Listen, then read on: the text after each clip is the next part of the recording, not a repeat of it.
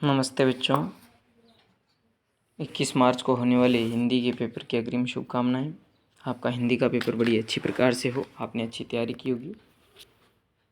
कुछ विशेष बातें मैं आपको और बता देता हूं कि आज आप क्या पढ़ें और किस प्रकार से तैयारी करें कि आज और कल के 2 दिन में आप अच्छी प्रकार से तैयारी करके अच्छे अंक अर्जित कर सकें।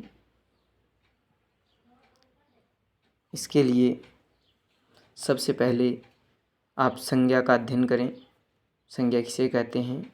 संज्ञा को एक शब्द में हम नाम से बताते हैं कि किसी का भी नाम हो, किसी व्यक्ति, वस्तु, स्थान, भाव आदि के नाम को संज्ञा कहा जाता है। जैसे दुनिया में हम नाम से जानते हैं, वैसे हिंदी में उसी वस्तु को संज्ञा के नाम से जाना जाता है।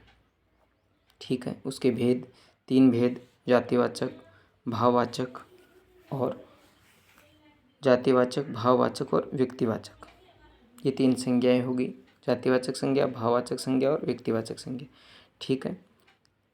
उसके बाद में सर्वनाम पढ़ना है।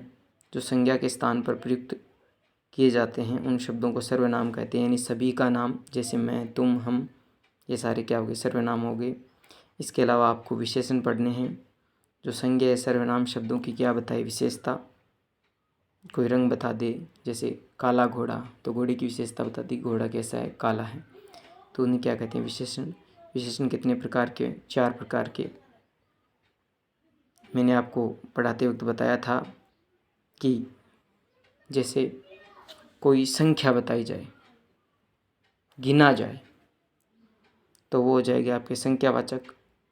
और जब कोई नापा तोला जाए तो वो आपका हो जाएगा परिमाणवाचक विशेषण।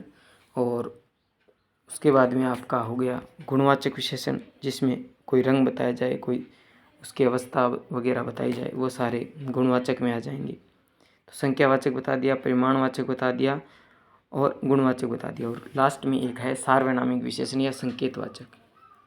जब सर्वनाम ही विशेषण का काम करे तो वो सार्वनामिक विशेषण होता है। उसके बाद में हम क्रिया पढ़ेंगे कि जिन शब्दों से किसी काम का करना या होना पाया जाए वो क्रिया कहलाती है। तो कर्म के आधार पर पूछा जाए तो 2 प्रकार की, सहकर्मक और अकर्मक। उसके उपरांत काल के आधार पर पूछी जाए तो 3 प्रकार की बतानी है: वर्तमानकालिक क्रिया, भूतकालिक क्रिया और भविष्यकालिक क्रियाएं।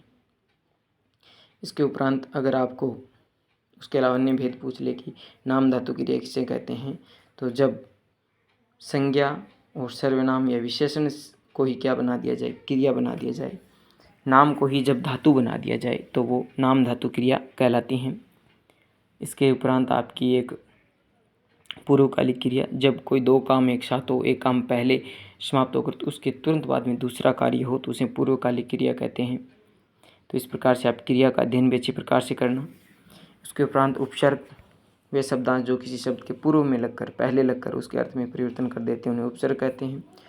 और प्रत्यय, वे शब्दांश जो किसी शब्द के अंत में लगकर उसके अर्थ में परिवर्तन कर देते हैं उन्हें प्रत्यय कहा जाता है। उसके अलावा समास, 2 या 2 से अधिक शब्दों से मिलकर एक नवीन शब्द का जब निर्माण हो जाता है तो उस क्रिया को समास कहा जाता है।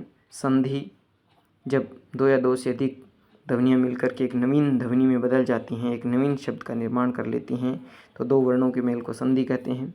उसके अलावा आपको मुहावरे पढ़ने हैं: 9 2 11 होना, भाग जाना। उसी प्रकार से आपको लोकोक्ति यानी कहावतें पढ़नी हैं कि नाच न जाने आंगन टेढ़ा, यानी काम आता नहीं और बहाने बनाए जाते हैं। कार्य आए नहीं और साधनों पे दोष देना। उसके अलावा कृतिका, जो आपकी पुस्तक है वो 10 नंबर की आएगी तो उसे बड़े ध्यान से पढ़ना है। उसमें विशेष तौर से जॉर्ज पंचम की नाक और माता का अंचल जो पाठ है उसे आप विशेष प्रकार से पढ़ना। उसके अलावा बाल गोविंद भक्त, जो आपकी क्षितिज किताब का पाठ है उसे भी महत्वपूर्ण पाठ है वो, उसे बड़े ध्यान से पढ़ना। उसमें से आपकी व्याख्या और बड़े वाला प्रश्न आने की पूर्ण संभावना है।